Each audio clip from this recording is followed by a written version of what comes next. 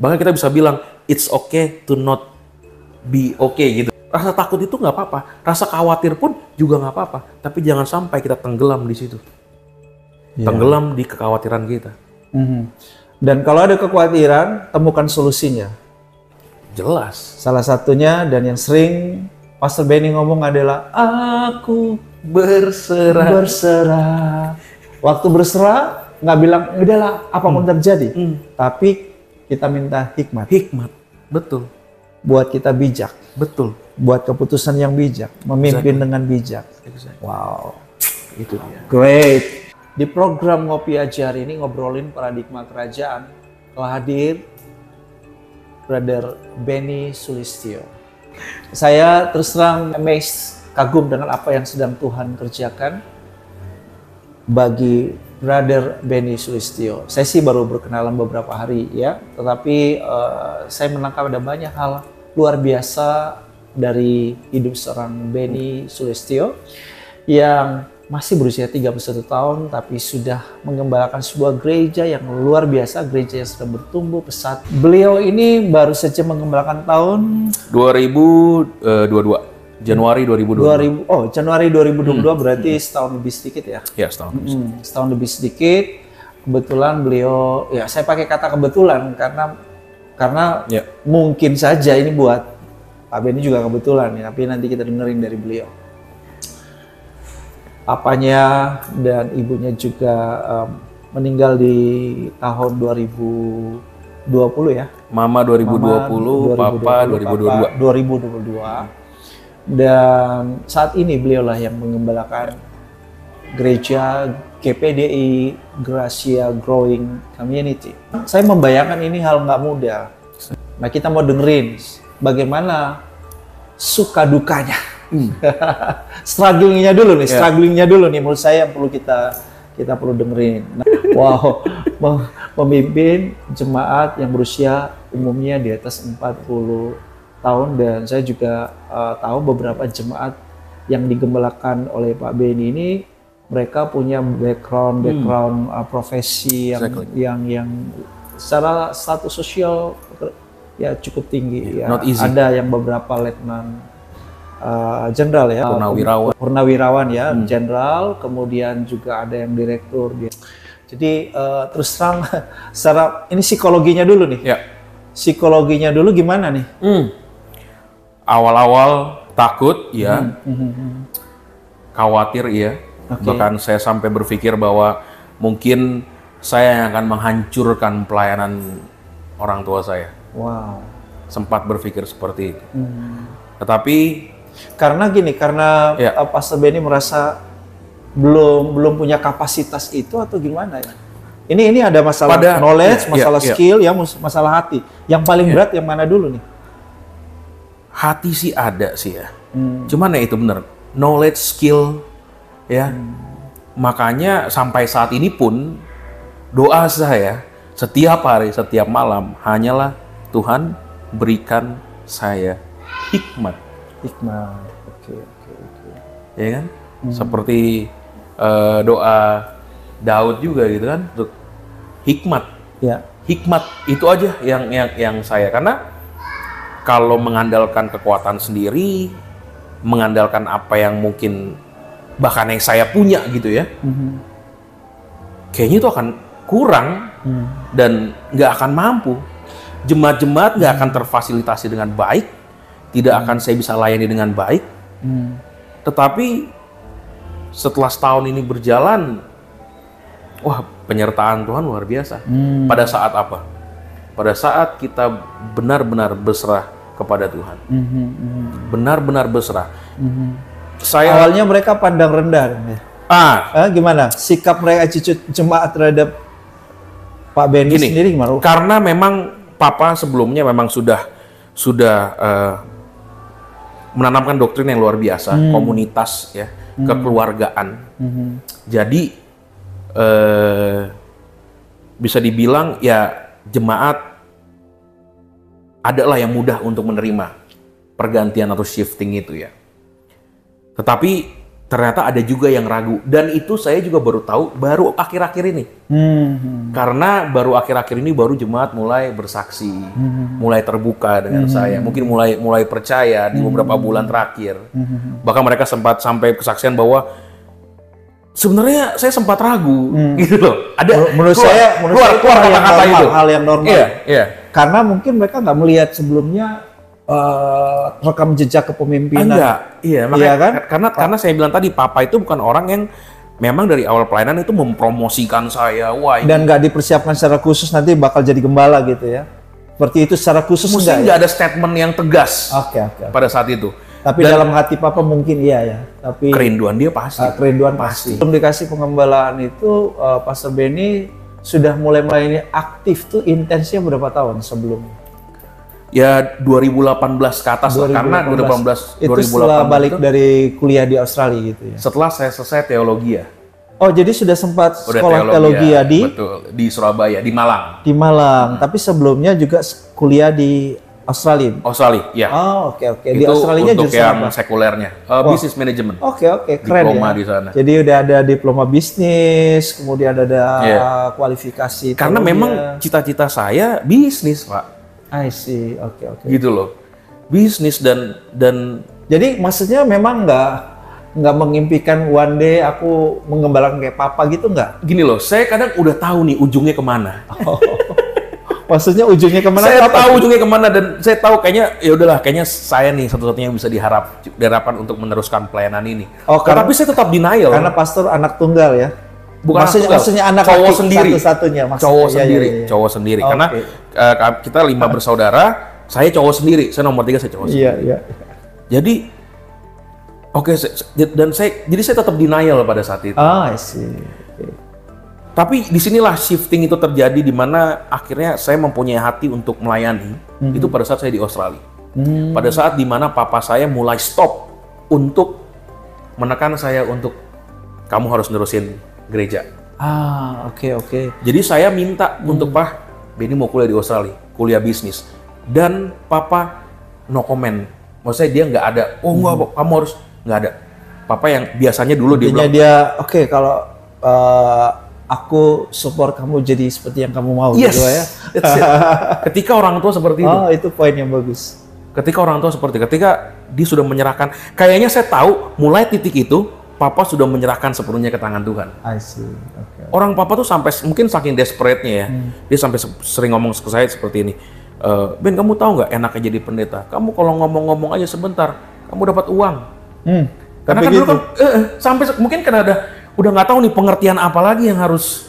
Tujuan Papa tuh sebenarnya motivasi kamu. Mungkin yang dia pikirkan, kayaknya anak gue nggak mau jadi pendeta gara-gara kayaknya jadi pendeta tuh bisa miskin deh ya kan, kayaknya sulit dapat. Betul, karena kan pikiran saya kan bisnis gitu. Iya. Jadi gitu. Sampai ngomong gitu ya. Sampai ngomong seperti itu karena mungkin udah terlalu desperate banget. Oke. Tapi pada saat Papa menyerahkan semuanya, bahkan pada saat saya mau sekolah di Australia, benar-benar disupport sama beliau. Beliau yang nganterin saya cari tempat agensi pendidikan segala macem. Wah, justru pada saat saya di Australia, saya justru dipanggil Tuhan pada saat saya di sana. Di mana saya diizinkan Tuhan untuk membantu satu gereja ini perintisan. Mereka mulai dari nol bersama dengan saya. Disitulah mulai menurut saya kebentuk hatinya di situ. Wow. Justru di Australia. Di Australia saya dibentuk. Bukan di sekolah Alkitab, maaf. Tapi di Australia. Pada saat benar Papa saya. Orang kalau ke Australia banyak jadi sekuler. Malah ini ke Australia jadi lebih kebentuk hati Tuhan di sana ya. Iya. Panggilan Tuhannya mulai dapat di situ ya. Di situ baru akhirnya saya membantu pasangan suami istri ini, pendeta ini. Nggak tahu pada saatnya sih awal-awal cuma pengen ngebantu aja Pak. Karena kan saya juga punya gereja. Punya background di punya sini gereja, kan. hanya membantu aja. Hidup dari gereja. Betul, gitu, betul. Kan? Dalam gereja. Iya, tiba-tiba saya mulai belajar, tadinya nggak bisa main gitar, saya belajar main gitar. Saya belajar untuk jadi WL. Saya belajar untuk bisa sharing firman Tuhan.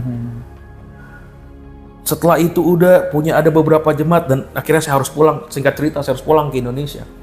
Hati untuk melayani dan hati terbeban dengan jiwa-jiwa itu yang baru kayak dulu mandang jemaat tuh bagaimana, sekarang tuh kalau ngeliat setelah pulang itu lihat jemaat tuh kayaknya apa ya, ada hal yang berbeda lah. Pastor Benny sekarang sudah, menurut saya sudah mulai melewati masa krisis dalam arti krisis psikologinya ya, antara confident-nya, ya kan? Ya, benar. Self confident-nya nih, menurut saya ujian terberat di sini kan. Gua bisa memimpin nggak nih ya kan? Iya kan? Gua bisa mewujudkan impian-impian papaku nggak ya kan? Udah pasti gereja ini ada karena impian papa, visi yang Tuhan taruh pada papa. Itu berat ya kan? Sementara jemaat juga punya ekspektasi itu kepada pastor mereka yang baru ini gitu loh. Mungkin ekspektasi mereka minimal Pastor Benny seperti lebih papa baik ya nih, ya. atau bahkan lebih baik, ya kan, dari papa, minimal seperti papa. Karena figur papa ini di sini kan udah sangat kuat ya, sangat diterima, ya kan. Nah, apa yang Pastor Benny secara strategik lakukan dan kembangkan supaya gereja ini maksud saya gini, Pastor Benny kan udah melihat nih beberapa contoh gereja di sana sini, di mana-mana lah ya kan. Pastor Benny kan pasti punya model gereja impian, iya kan? Nah, model gereja impian apa nih Pak Benny buat gereja ini? Menjadi gereja yang dinamis di dalam Tuhan. Gereja yang dinamis dalam Tuhan. Ya. Nah, gereja yang dinamis itu Kisah Rasul 1 ayat 8 tuh, Bro. Dan juga Roma 12 ayat 2. Yes, berubah oleh pembaruan diri. Budimu. Oke. Itu. Berarti yang pastor akan lebih banyak tekankan adalah soal mereka harus open minded dengan firman. Betul. Dan itu membuat kita untuk never stop learning. Never stop learning. Yang tadi saya bilang, jangan sampai kita merasa paling benar. Karena kalau iblis nggak bisa membuat kita jadi orang yang nggak benar, dia buat kita jadi orang yang merasa paling benar. Kalau iblis, ini bagus nih. Kalau iblis nggak bisa buat kita jadi orang yang nggak benar, membuat kita menjadi orang yang nggak benar. Tidak benar. Iblis akan membuat kita menjadi orang yang merasa paling benar. Dan pada saat kita sudah merasa paling benar, kita sudah berhenti untuk belajar, kita berhenti untuk membaharui budi kita lagi.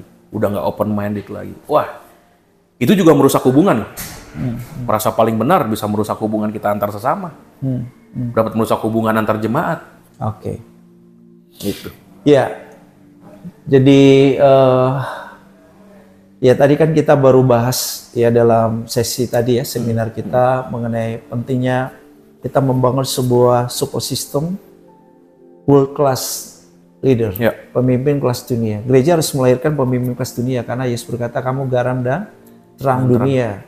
Mereka diutus ke dalam dunia tuh nggak bisa jadi orang-orang biasa, harus menjadi orang yang punya kualitas pemimpin kelas dunia, gitu kan?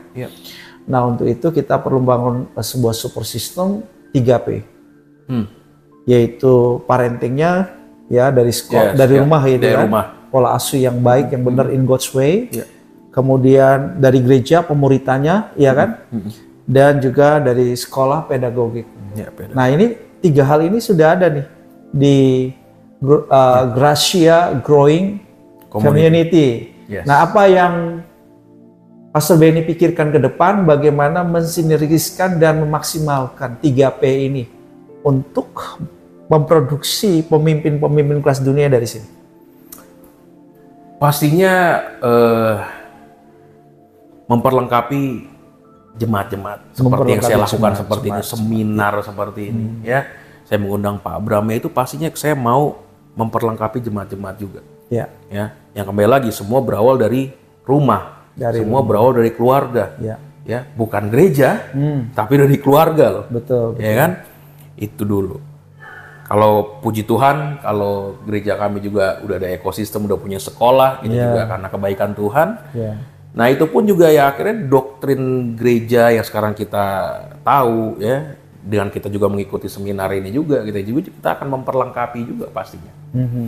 Gitu sehingga semuanya ini bisa saling dari 3 tadi itu bisa benar-benar saling melengkapi. Dan kita dapat menghasilkan world class leader. Tapi kembali lagi kita juga pasti harus dengan berserah sama Tuhan. Kenapa sih saya selalu bilang selalu berserah sama Tuhan? Karena itu yang saya lakukan, Pak Bram.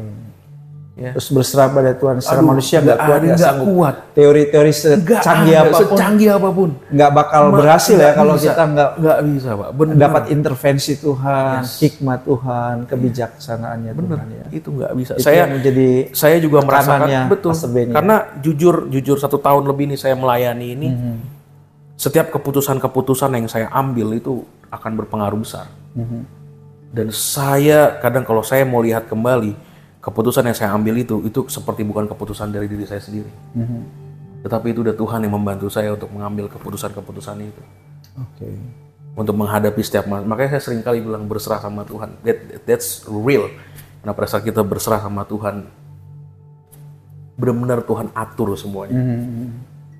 Bahkan kalau kita ngeliat ke belakang lagi, kok bisa ya? Yes. Itu. Jadi memang mujizat demi mujizat. Jadi Pastor Benny mengakui bahwa mampunya Pastor Benny sampai setahun ini ya, setahun ini berasa panjang sebetulnya ya. Dan bisa melewati struggling, pergumulan psikologi, lebih ke psikologi lah ya. Dalam kepemimpinan ini ya karena Pastor Benny lebih banyak berserah pada Tuhan. Exactly. Karena nggak ada jalan lain. Bener, nggak ada jalan lain. Pada saat kita berserah sama Tuhan, kita tahu kita masih punya banyak kekurangan. Karena kita tahu, kita menyadari diri kita masih banyak kekurangan, kita nggak pernah berhenti untuk belajar. Kita nggak akan pernah berhenti untuk terus haus. Itu Pak, modalnya. Gitu. Itu yang bisa, yang membuat saya itu bisa sampai di sini. Dalam setahun ini, pernah nggak ya teriak sama Tuhan, Tuhan udah nyerah Tuhan, gue udah nggak kuat, nangis.